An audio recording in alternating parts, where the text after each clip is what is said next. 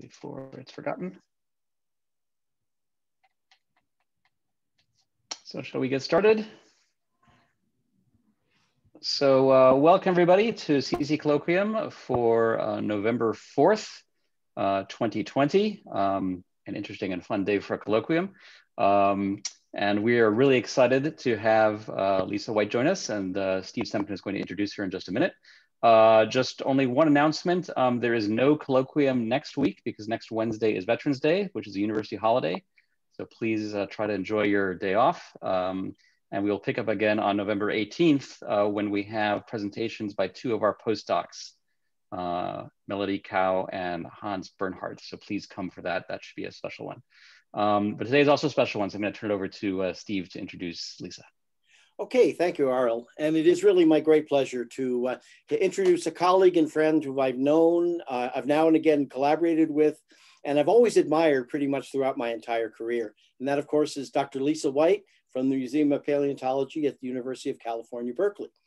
Lisa holds a BA in geology from San Francisco State University and a PhD in earth sciences from the University of California at Santa Cruz. She's a micropaleontologist by training.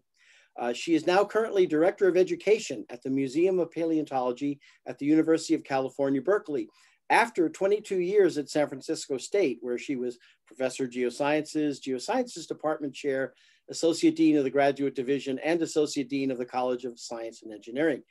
Lisa has extensive experience with science education programs for underrepresented students, and she leads multiple efforts to increase diversity in the geosciences.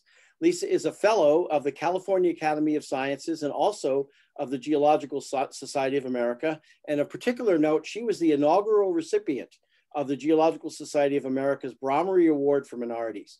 Currently, she is chair of the American Geophysical Union Diversity and Inclusion Advisory Committee, where she works to create a culture that embraces diversity and inclusiveness in the earth and space sciences. And as the education director at the UC Museum of Paleontology, I think a world-class program that anybody who teaches geoscience is aware of that museum, I'm sure, and the great online resources. And as the education director, Lisa develops and disseminates learning materials on evolution and the fossil record, virtual geological field experiences, and on the nature and process of science. So today she'll be talking to us on integrating field paleontology and visualization tools to enhance geoscience instruction for diverse audiences. Please, let's welcome Dr. Lisa White. Lisa, it's all yours. Great. Thank you so much, Steve. And I just appreciate that introduction and appreciate the opportunity to talk with all of you today. Just seeing all who is in the Zoom and thinking about all sorts of synergistic kinds of collaborations we could have together makes me look forward to a time when I can come out to ASU and just work with y'all and plan some good things in support of broader impacts. And what I mostly want to talk about today are a number of programs that I direct at the UC Museum of Paleontology and my work over the years to try to encourage more diversity in the geosciences. So some of the logos that you see here in my opening slide will be reflect, some programs that I'll talk about. You'll see a number of URLs passing by that are related to those program sites, but we'll be sharing my slides and we're recording. And so if you seek information about any of these programs, by all means, go explore or ask me. So the plan for the talk is I wanted to share what are often my guiding frameworks in education and outreach. So some of it draws from just my own background as a geoscientist, my dedication to diversity, equity, and inclusion, and really trying to maybe open a new chapter in all of this. And I've been inspired to think about the justice approaches in education in equity, diversity, and inclusion. So calling that Geoscience JEDI. And there's a lot to be said too for how it is that we prepare our students for the disciplines that we all serve. And are there some things we could be doing, you know, as members of department, as administrators, as faculty, as people dedicated to how students learn and how we teach. Are there some opportunities maybe that we're missing to develop people differently? And there are some persistent challenges. So I'm sure we've all seen the articles. We are well aware, been told, seems like forever, that we're the least diverse of all the STEM fields, really. So what are we doing now? What are some things that might give us new insight into ways of thinking differently about the culture of our discipline? And I want to center then how we take sort of that framework, some additional knowledge about learning tools, you know, a reinvestment in diversity and inclusion to the suite of programs that we have at the UC Museum of Paleontology. As Steve mentioned, so I've known him for years, since the early 90s. And I was a faculty member at San Francisco State University for many years, 22 years, before I accepted a position at the Museum of Paleontology at Berkeley. So it's been an interesting and fascinating experience now, having education and outreach be my primary role. But a lot of my training is rooted, like all of, I'm sure, the faculty in our disciplinary science. And so I am a micropaleontologist by training, so studied Miocene diatoms, primarily from the Miocene and the mid-Cenozoic. So I've honed my skills as a shipboard scientist on the JEDI's resolution. I've done extensive field work, chasing down odd cold seep units from the far east of Russia to here along the California coast. And so I've, of course, have enjoyed that work over the years, but being primarily at a teaching university, and all my allegiances are here, by the way. So I did my undergraduate degree, as Steve said, at San Francisco State University, my graduate degree at UC Santa Cruz, some banana slug, and now at Berkeley. And I could say that I went a fairly traditional pathway after having received my degree at Santa Cruz. And it's wonderful to be working at your alma mater. So I certainly cherished all those years at San Francisco State. So I was the paleontologist in a geoscience department. So taught paleo, of course, and historical geology, lots of intro courses, oceanography, et cetera. I moved into a number of administrative roles. And to this day, my colleagues back at SF State say that's what drove you to just leave. You went to the dark side for a minute, and then you ended up working at a museum after that, right? Because I really needed to be back, very much immersed in education and outreach. But one of the things I was most proud of in all the years I was at San Francisco State is being able to shape programs in partnership with teachers, high school students, broad communities in the Bay Area to really try to reach pre-college students in ways that would inspire them to study earth science. And so SF Rocks was one of those programs. And it was at that point in my career where I realized that more of my joy, I guess, came from doing that kind of broader impact work, or just felt like it had more purpose. So when the opportunity came as a paleontologist to work at a paleontology museum in this capacity, it seemed like a good time after 22 years in one place. And I didn't have to physically move. I still live in San Francisco. And well, when we were working in the museum, you know, a commute. But I have to say, as you know, as calm as I am, I actually have some radical roots because I'm a second generation San Francisco State alum and San Francisco State faculty member. So my parents met at SF State in the 1950s.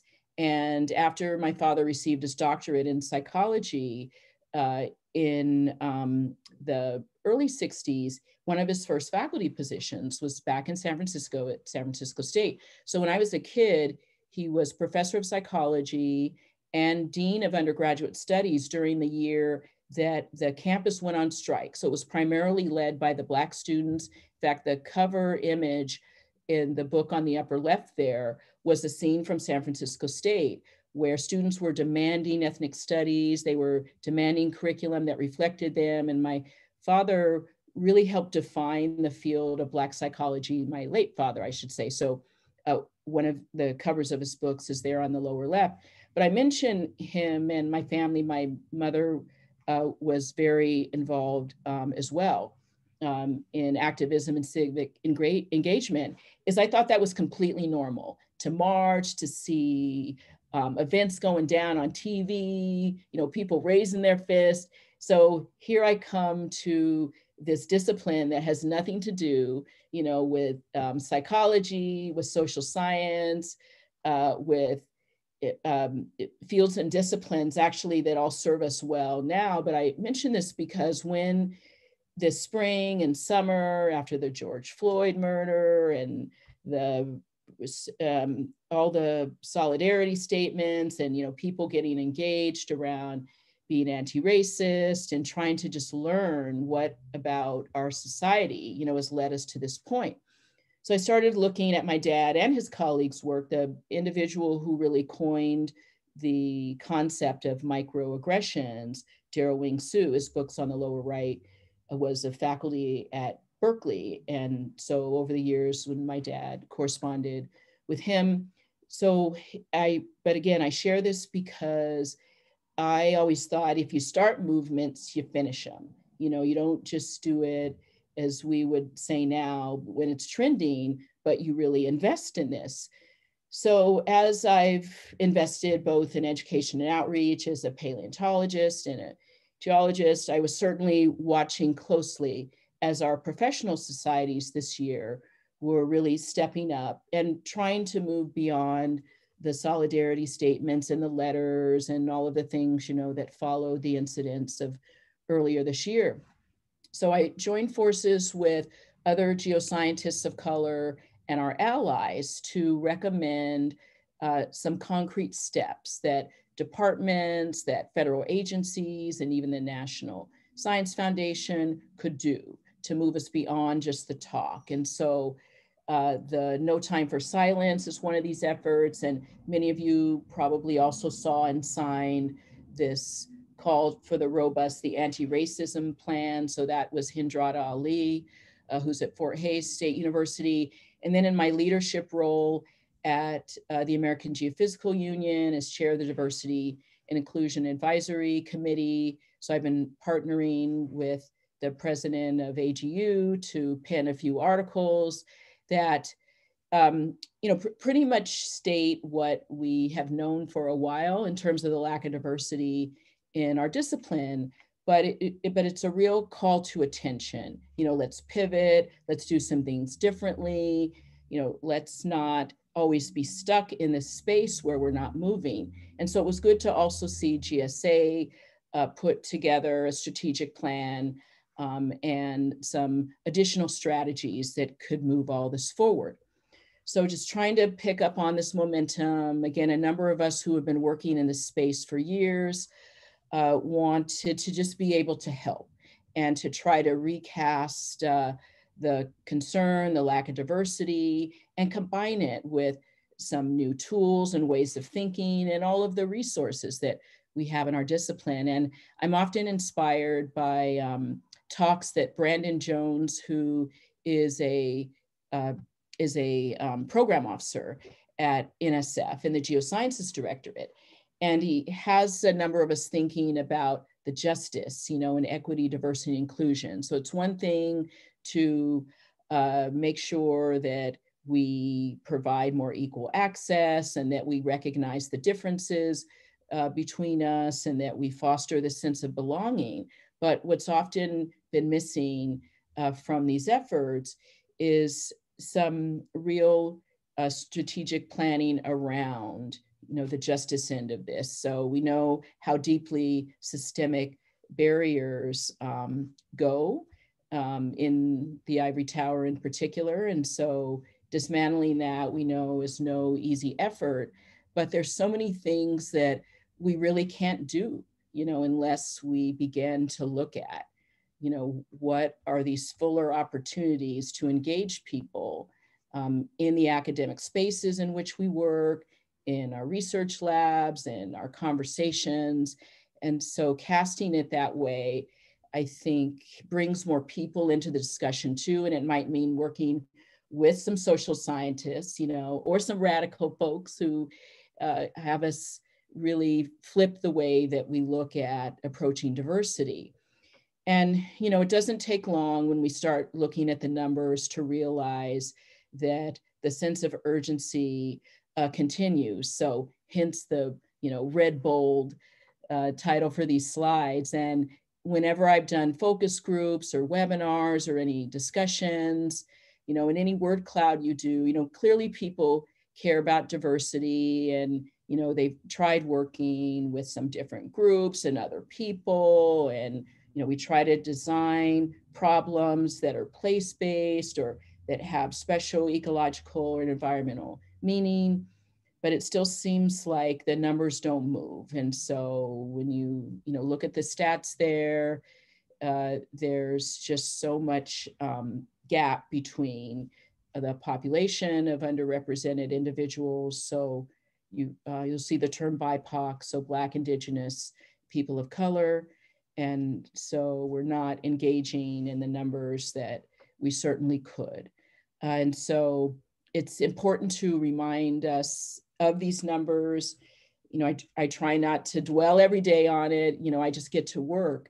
But what's always been troublesome to me is that, you know, we've made so many gains with white women in geoscience. And I am old enough that when I was an undergrad, there were no female faculty in the department at the time instructing me. Yet when I went to work at the US Geological Survey, I interned there, you know, there were a few women. But by the time I received my doctorate, came back to SF State, still working at the survey, doing all this work, and really building allies in diversity and inclusion that were mostly white women. And so I've always valued that allyship, but it's really not done very much to help us bring more women of color to the geosciences. So there, you know, are just so many areas that need work. But one of the things that I've just tried to do, because I know what it's like to feel like you can't always bring, you know, your whole self, or that you have to choose between alliances and groups, and, you know, be expected to conform in one way and meet sort of these rites of passage. But at the same time, I love and value field work. All the faculty years at SF State, field instruction was central to all of the courses that I taught. And, you know, given what I saw my fellow students going through in other sciences, you know, it never looked like they were having any fun, you know, or got outside. And there's a whole community of practice in geoscience that I think works to our benefit.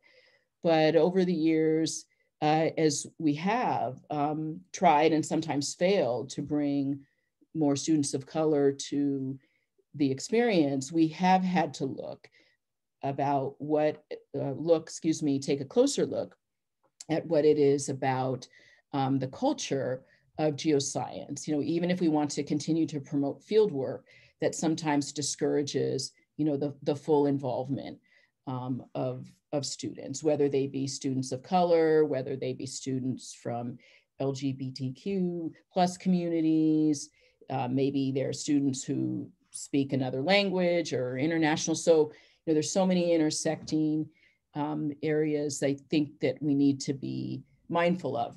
So given all that, and, you know, given this quest I had 8 years ago to just try to bring some sense of broadening participation to a research museum, knowing how popular the UCMP web resources are, which had been very important to me as a faculty member. You know, I really wanted to leverage these to reach broader audiences. So I'm going to walk you through some of these different programs and approaches I've taken using existing and also growing new UCMP resources.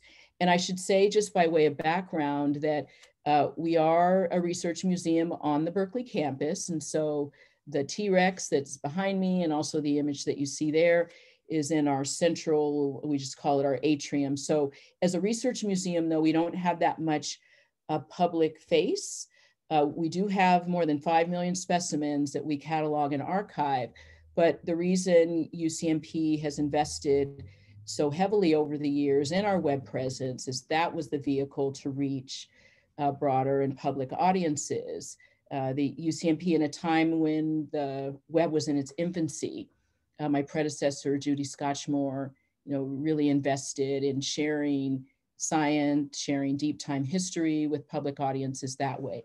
And since I've been at UCMP, I certainly have continued to embrace the ability to share our resources with all the millions of audiences that we serve, but also make sure that students at Cal and even students in two-year colleges in the Bay Area have an opportunity to work with us on collections projects. And I know it's hard to think about a time when we didn't teach and learn from the web, but some of us who spent our early faculty years without access to the web, because it wasn't invented yet, know what it's like to prep and try to teach when you can't share in the same way that we do now. So when we celebrated several years ago 25 years as being the first of, I think, 100 websites in the world, the UCMP in the early 90s, we went online. And so as now someone who's in this education and outreach director role, I think, okay, well, how can we take what clearly continue to be very popular resources? We're one-stop shop for many things that are fundamental to teaching paleontology and earth science.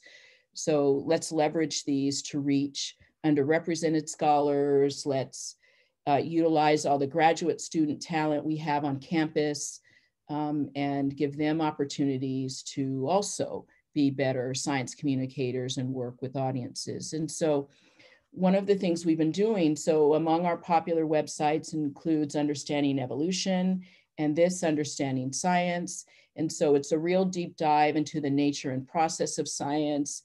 We argue that sometimes what prevents individuals from fully embracing a topic, it could certainly be their belief system, but it's difficult to replicate, the full experience of a scientist when you're a student of science, especially in undergrad, because a lot of the way that we teach and learn, it's very textbook.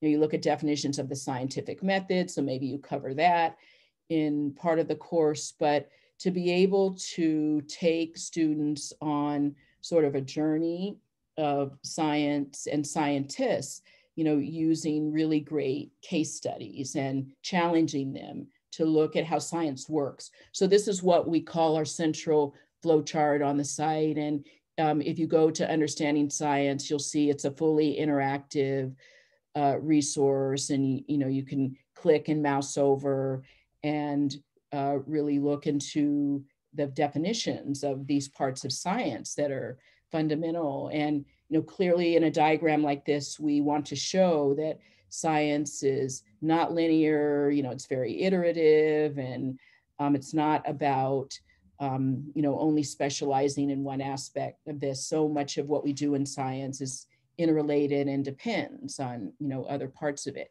So we take some of our favorite case studies, the Cretaceous extinction, looking at Berkeley scientists and the Alvarez team and what their journey was in this long, 25 plus year research to show that indeed there was firm evidence that an extraterrestrial body, the impact of that on Earth likely led to the extinction of dinosaurs and other organisms. And sure, it's more complicated than that, but taking this journey and being able to show is one of the things one can do on this site. So what's been great though over the years and in the time I've been at UCMP is we've partnered with the Howard Hughes Medical Institute with HHMI to make a friendlier version of that tool, and one that allows a digital journal to be created. So you can click and drag points wherever you may start in this journey. If your students are reading an article, or for researchers in your own work, if you're journaling, sort of keeping track of where you are in the research. So it's been a fun tool for me and some of the field work that I've done, field courses with teachers. I do a lot of teacher professional development. still do programs for undergrads and pre-college students. And so this is an example of what this journaling tool, what this product looks like. If you're starting at a point in this flow chart, you know, say you're explaining your motivation in a study and what you might be addressing in it, and areas that you click on this will then be traced from point to point. And it's nice because with this tool that's got some drop down and drag in features, you can incorporate photos. So in this example where we were doing different kinds of field studies, just made sure that the students were encouraged to include those images in their journals. And then that way they could communicate the story better about what we did. And then when I do this with teachers, they get all fancy because this was a year we were doing a School of Rock program with the JEDI's resolution with the International Ocean Discovery Program. And so they were doing some sandbox modeling and even did some 3D printing. But again, we want to be able to use existing UCMP resources, add on new tools that encourage use in ways maybe we didn't envision some years ago. And what we're really excited about now is our newest web resource in this understanding series. And you know, we laugh at the Museum of Paleontology. It's like, just bring on the big topics. You know, we tackled evolution, we did nature and process of science. So let's do global change. And actually the Gordon and Betty Moore Foundation approached UCMP about 8 years ago with a challenge and a question, you know, would you form a new website in the Understanding series? So our museum director, Charles Marshall, and the project lead for this, Jessica Bean, came up with this terrific site along with advisors, several advisory boards to this project. And what's wonderful, we think about this site, and it is very different from our previous sites in the Understanding series because we've tended to produce a lot of kind of textbooks online. You know, they're really information laden, and that's fine. I mean, we want to be the one-stop shop, the authoritative voice on these topics, but we recognized as the web evolved, as the expectation for resources on the web evolved, that we needed these more interactive tools. And so with this Understanding Global Change site, the frameworks for this include opportunities to explore the causes of change, how they interact with the Earth system, and then what are the measurable changes. And there are about 60 or so icons that reflect either causes or systems or impacts of change. And one can construct models or series of concept maps on any sort of scene. So the schematic diagram that you see there is the default image, but you can upload photographs of areas where you might be working or other schematic images. And the idea with this is to encourage users to build, you know, these concept maps to construct models of global change that might represent one system or a series of interconnected systems and feedbacks that they might be studying. So in this case, this is a model for what causes sea level rise. And we started it here with the burning of fossil fuels, which leads to increased greenhouse gases. And if you have increased greenhouse gases, the greenhouse effect. So seeing how this works then involves one, taking a choice of images from here. So either in causes of change, how the Earth system works, measurable changes, you can drag them to, oops, knew I was going to do that, but you can drag it to the template or whatever your background diagram is, and then make your concept map. So we again benefited from an HHMI partnership in the interactive tool, but the full site launch came online last month. So super excited about that. Okay, so I'm just going to move us along here with some different kinds of programs, again, that I direct or partner with, the tools at the UCMP that we're using to reach new audiences. So with museum collections and virtual field experiences. So with those 5 million specimens that we have, you know, every once in a while, we're just like, you know, we're tired of some parts of our collection not being very organized, especially at a time when there's a real demand for information. We wrote recently about dark data in museums, information that's trapped in drawers, that isn't readily accessible, museum databases that don't talk to one another, low quality images that aren't as usable. So thanks to a grant from the NSF in partnership with nearly a dozen other museums, we joined this thematics collections network to invest some time and resources in our Cenozoic invertebrate collection. And so now there are specimens online that weren't accessible previously. It was amazing with this consortium that we were able to digitize that many. So with digital records, there's high quality image, there is archival information, it's geo-referenced. And so the importance of sharing this work extended to some of the field areas as well. And so it was our idea with the broader impacts arm of this collections project to generate virtual field trip experiences. And so one of our museum partners included the Paleontological Research Institution in Ithaca. And so with my partners there who did a lot of the Gigapan photography, we used a combination of that photography of Google Earth and images, and also using the Esri platform journal maps or story maps to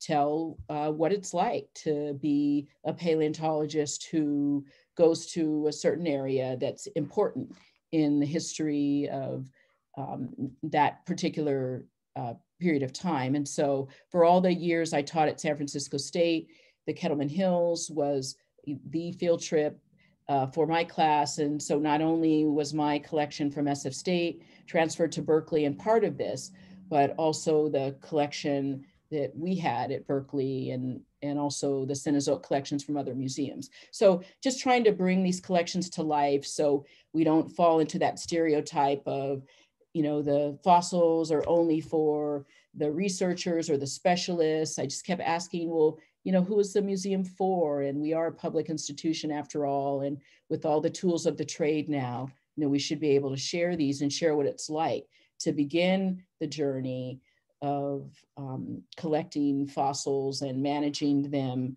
for research that begins with the field. So we've got a lot of just cool and fun resources here. So video resources and the Gigapan sites have been very popular too. And so, one can just zoom along the outcrop here and, the imagery is pretty amazing when you can shoot, billions of pixels in an image. And so there are a series of questions that go along with these views of the outcrop. So asking the viewers what they might see at one scale, trying to really examine what kinds of organisms now that you're looking close up here. There are clams clearly here and some sand dollars. So we've had a lot of enjoyment in making these. And so there are 2 online now from the Central Valley of California and also the California coast, where another important Cenozoic formation crops out. We are generating one also from the Oregon coast, Miocene unit, the Astoria formation, and then also one on Southern California marine terraces. So we want people to know also who does the work. So we make sure, we appear in video every now and then, but we have a teacher advisory board for this. So we've certainly benefited from the input from classroom teachers to make sure our resources are guided by NGSS practices. And we're hoping to expand these efforts. The University of Kansas has a digital collections improvement grant to improve the Cretaceous collection.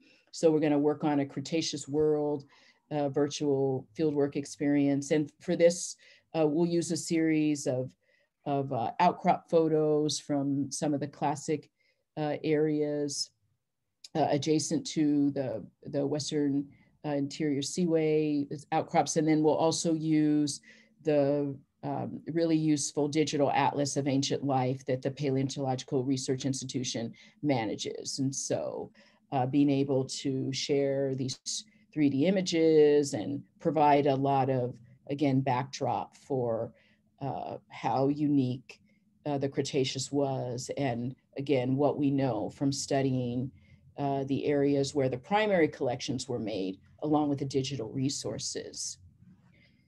So I'm gonna shift a bit to share that in addition to, my excitement about the UC Museum of Paleontology tools and, continuing to reach audiences through virtual resources, I certainly haven't lost my love of doing field work, and I know we all miss it, right? And so when we're able to get back, I'm going to take students out and partner with IODP to do a cruise again. And so there are things in the works. But not only this time of the pandemic, but really there's been a groundswell of articles and continued questioning about how central does field work need to remain in a geology degree program. And as we consider the importance of including students that may need additional points of access or that may not be entirely comfortable in the field, we should be really continuing to examine, what is the role of field work in what we do. And again, pre-pandemic, these conversations had been going on, but of course, with shelter in place and the inability to travel, there have been a number of really great efforts by faculty who lead field courses and field camps to design remote field experiences. So there was a RAPID award, an NSF RAPID award given to a group of faculty this summer. So they moved a lot of information online. And in other spaces, one of my partners in work is Chris Atchison at the University of Cincinnati.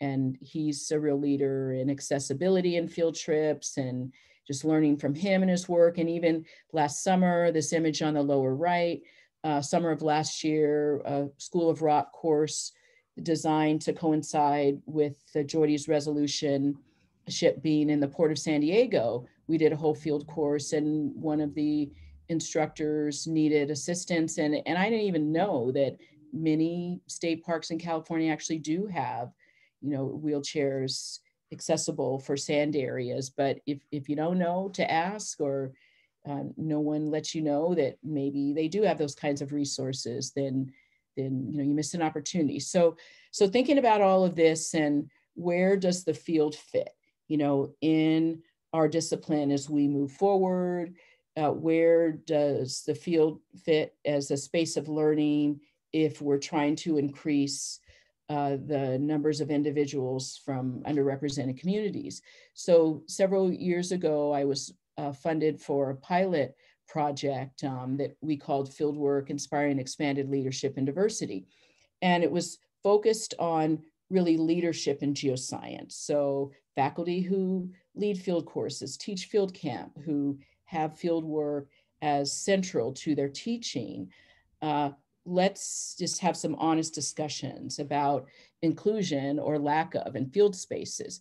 So the field courses that we had for instructors were really good opportunities to just, break it all down and have some honest discussions about what often limits, the full participation, and can we, have some training around this so that as instructors, as educators who, guide individuals in the field, let's be sure that we're not excluding individuals, and that we're not assuming, that everyone's had the same privilege that we've all had in being able to learn and benefit from learning in the field.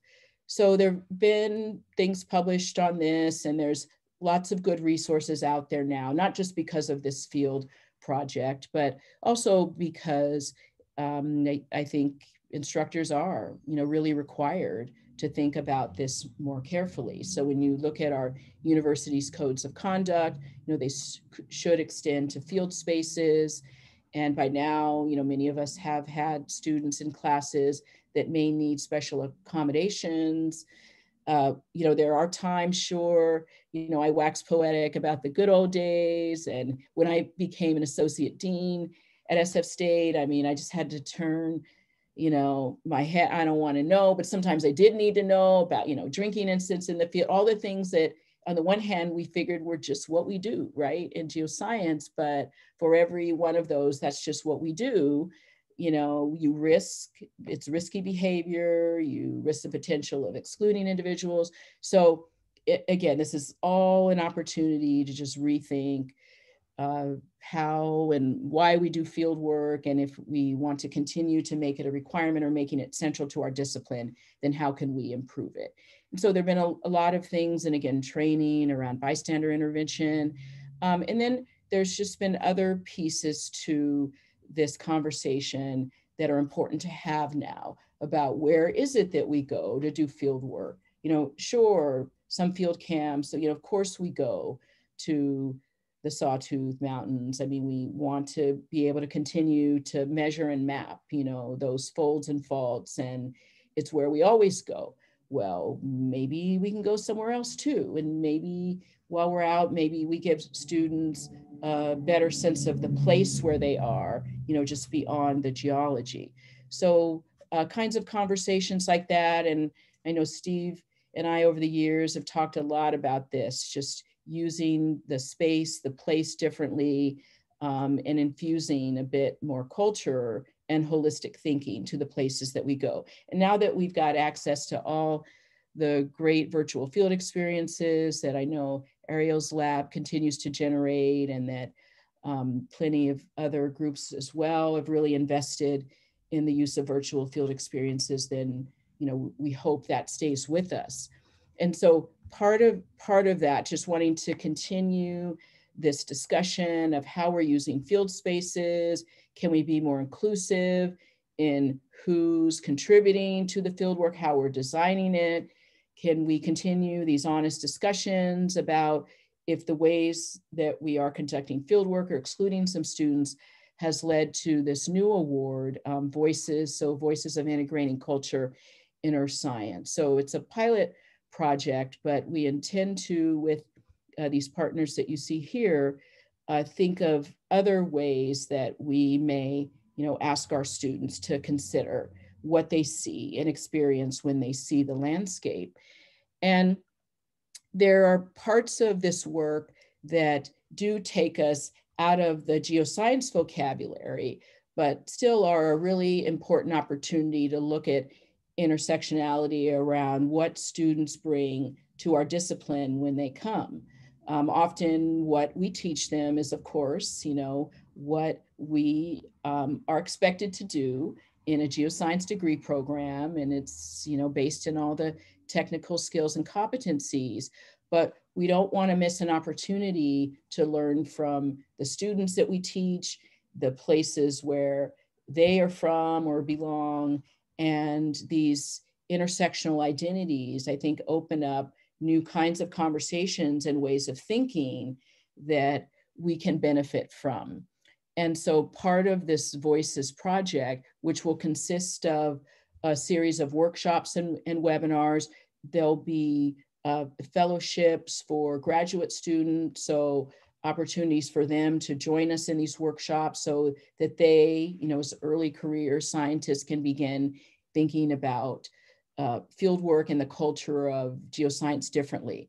But we pin part of how we envision belonging, how we envision voices on what it means to belong as a scientist. And there are just so many different phenomenon that are burdensome to many geoscientists of color. The URS there is underrepresented scholars. So, the classic imposter syndrome essentially means that, no matter what you do, you just feel like somehow that you don't belong, that you're not really part of that group. And so we want to be sure that, we give attention to what it means to develop an identity, to feel like you are a member of the group. And sometimes that can mean that we, as leaders in geoscience, think more carefully about the places where we decide to take people, do field work. Are there some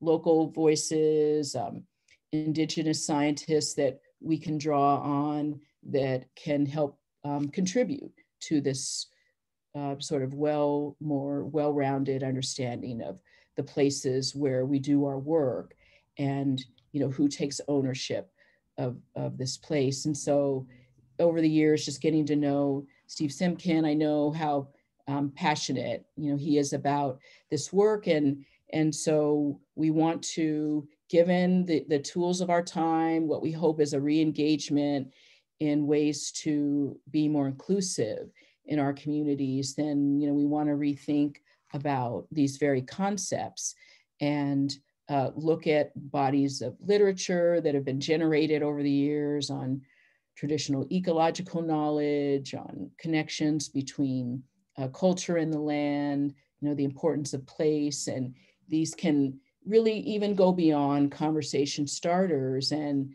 they can be focus areas for real and lasting research.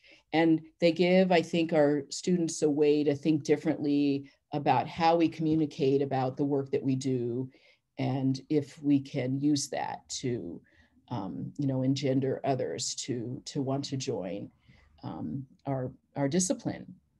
So I wanted to be sure to have time for questions. So I'm just keeping the eye on the clock a little, but I think I'm good here in just covering this last area.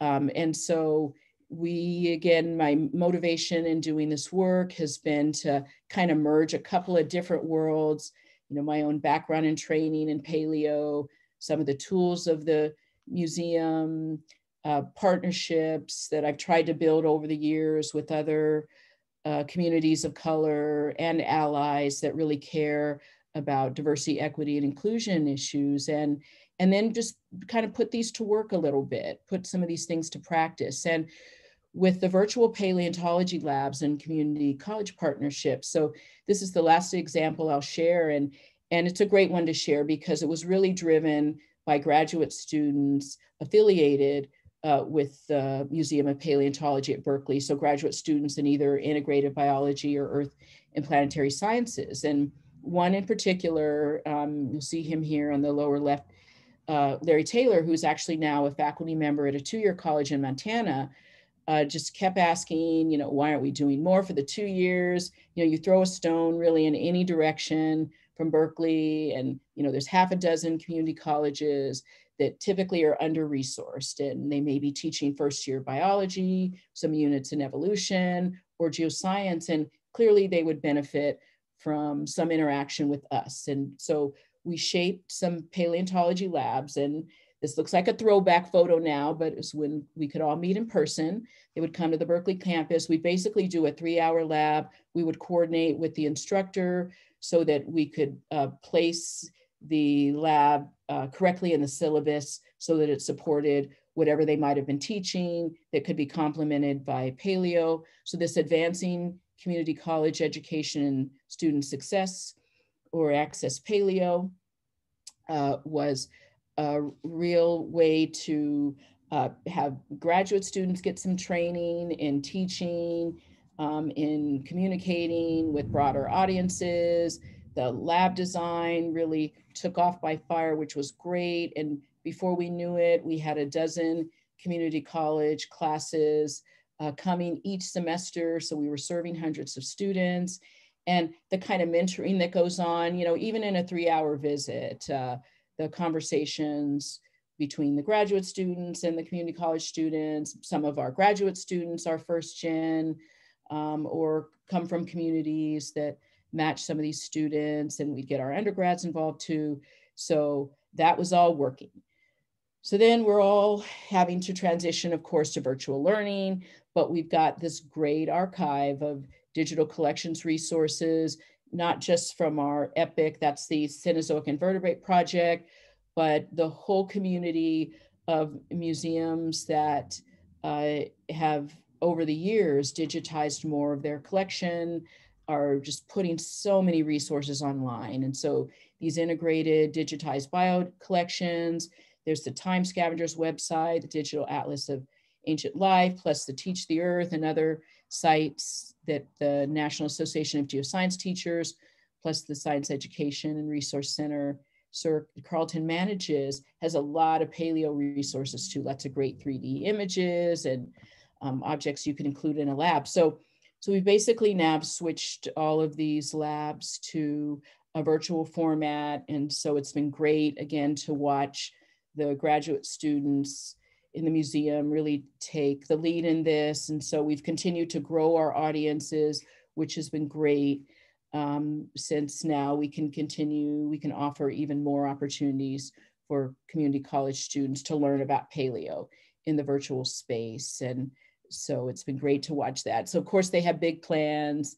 We started out with just the paleobotany and the paleobiology lab, but now we're doing one on understanding science and geologic time, vertebrate paleontology, and honestly, I'm not sure what else, but it's going great. So that's a good thing. And we, of course, want to be sure that we connect the instructors via these labs and the students with some of our other resources, whether it's the understanding science or global change or some of our virtual field experiences. So that's been great too.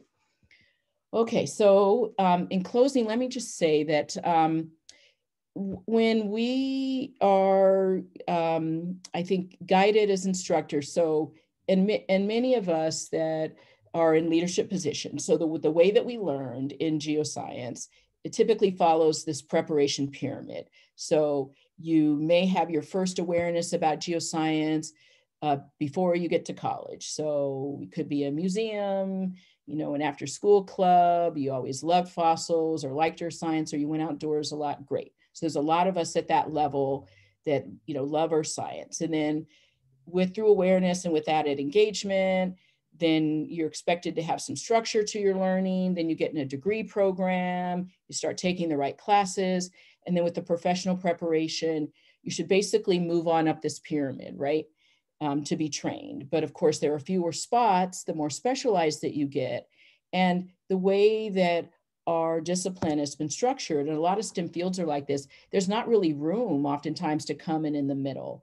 You know, you're just often behind, you know, what if you didn't have an early awareness? What if you weren't engaged initially? I mean, I came to the geosciences pretty late, actually. I was already an undergrad, so I thought I wanted to be a photographer. So sometimes we're not that flexible in how we prepare people and how we invite people to the discipline. So we're just hoping with some of these new tools and resources that we don't stick, you know, with this pyramid or with this linear way of teaching and learning, and that we accommodate students who may not have had the same kind of preparation at the same time many of us did, who are in faculty or leadership positions. So just some things to think about as we design resources. So, so yeah, I'll just end there with this final slide to just thank our funders and of course all of the student, staff, and faculty that I work with at the museum. Okay, so I went a little longer too, but I'll just stop sharing. And hopefully there's some questions. That's great. Thank you very much. First of all, let's give everybody a round of, let's everybody give a round of virtual applause for that presentation. Appreciate it. Full of interesting stuff. Okay. So as always, if you have questions, please put them in the Q&A, or you're welcome to raise your hand and I will call on you. I'll activate your microphone. I'll also look in the chat, but those easily get lost. So before it gets lost, there is a question here from Jack Farmer, I think. That's going to get lost in the chat here otherwise. Does EPIC have any digitized trace fossils available online? Oh, hi, Jack. And thanks for that question. Well, you know, we've got, just speaking from first the answer from our own collection, you know, we've got, they're not high quality. I mean, there's some burrows here and there and some trace fossils, but I'd have to look and probably look at other museum resources in our network too. So yeah, and we haven't been very good over the years at cataloging those. Now I'm speaking only for the Cenozoic collections that were part of the EPIC grant, but there are other thematic collections networks at other museums that might have. So yeah, I'd be willing to send you some resources, and if there are. And then you were asking about job internships for students. Well, I was afraid I was going to run low on time, but I do have. So one program I have that does support students, and it's more ocean science connected. So I've been fortunate to reconnect with the IODP community and do programs in coordination with the JEDI's resolution. And so when, again, we're able to travel again, students can take part in these ocean science efforts. And I infuse a lot of paleo in those kinds of opportunities as well, because of course, if you're doing coring and deep time history, you need paleo. So yeah, I can send those along when the calendar opens up in 2021 for those. And yeah, and I'm just trying to add extensions to some of these projects so that students who are interested in either curating, cataloging, making virtual field experiences, and who aren't necessarily Berkeley students or Bay Area students can join us. So definitely working on that. Okay. Okay, there's some questions in the Q&A. So one you kind of addressed, but maybe you want to amplify. Okay. Are there any plans for the website to implement virtual reality showcase of specimens as a resource? Right. You kind of touched on that, but. Okay, yes, I did, because the virtual atlas of ancient life. And so that's the site that our partner institution, the Paleontological Research Institution, manages. It's a great platform for really showcasing so many amazing fossils. And so we've pulled from that site in our own virtual field experiences. And so we want to just continue to promote that site. And there are a number of others too, some that specialize more in vertebrate fossils that are a terrific way to, again, just highlight. So I'm in the Q&A.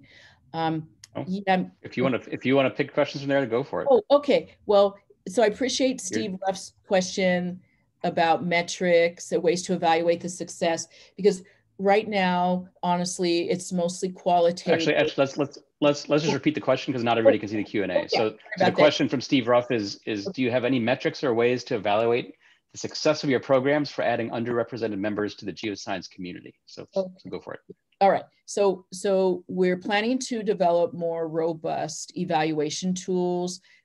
Right now, most of our tools are, the pre-experience and the post. And we've done some focus groups around what's working, or how both instructors and students might be, perceiving their experience in our programs. But the data and the feedback, we don't have enough data right now to say. So part of what's been helping, though, is we're trying to take some of the show on the road, and that I've been organizing some webinars with some of the geoscientists of color that are part of the call to action. And so we did one just actually during GSA week with 150 participants.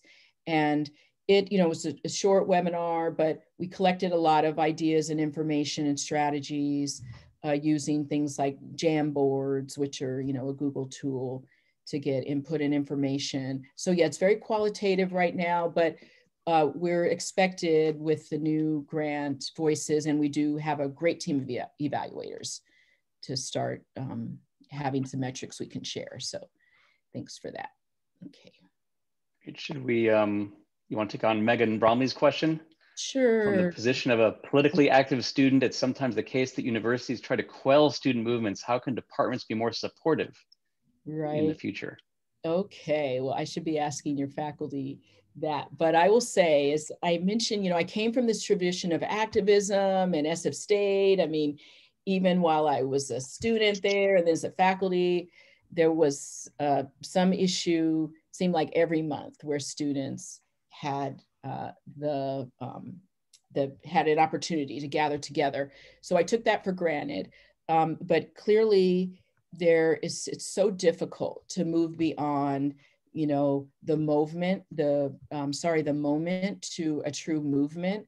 And what's been somewhat inspiring, so again, with all the focus on anti-racism and after the George Floyd murder in the spring and the spotlight on over-policing, there have been a number of DEI committees and working groups that have popped up in departments, and maybe you all had one already. And I know sometimes there's not that much movement into those committees, but the student voices to those committees, so they have added more student voices on some of those committees and let the students, in some cases, lead, I think, some of the agenda priorities, because there was such a gap between what faculty were structuring and prioritizing in a department and what students wanted. So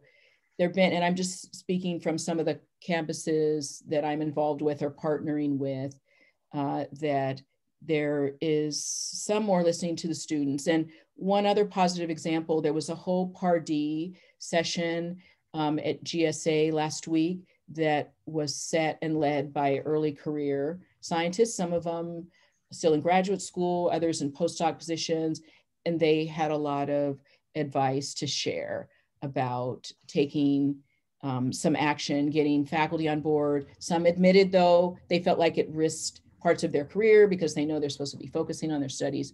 But I think faculty are listening, and we're trying also in this call to action provide guidelines for departments. Yes.